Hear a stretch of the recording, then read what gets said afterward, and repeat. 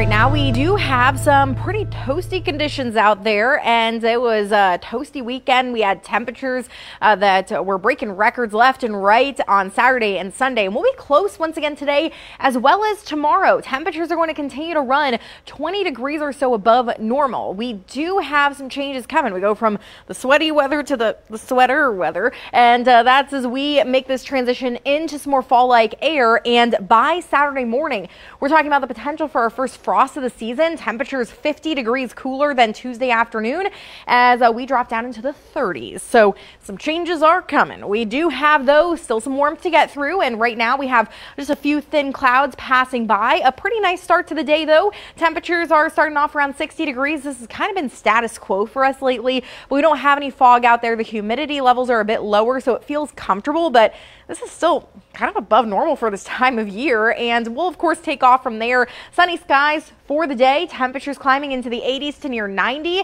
and we'll have clear skies tonight, and we'll drop back down into some low 60s.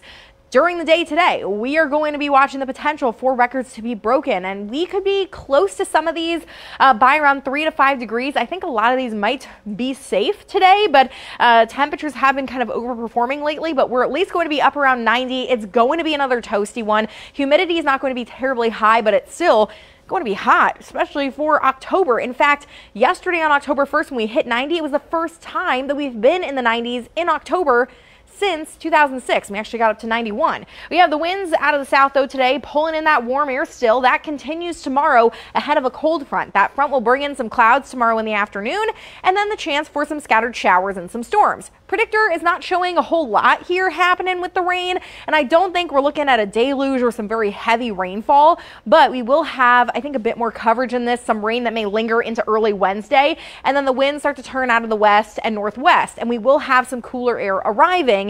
It's not going to be an immediate change, but we'll start to feel the difference by the end of the week. High pressure has been in overhead. That's what's been leading to the hot conditions. Just hot air sitting in overhead, sunshine at the surface, south wind at the surface.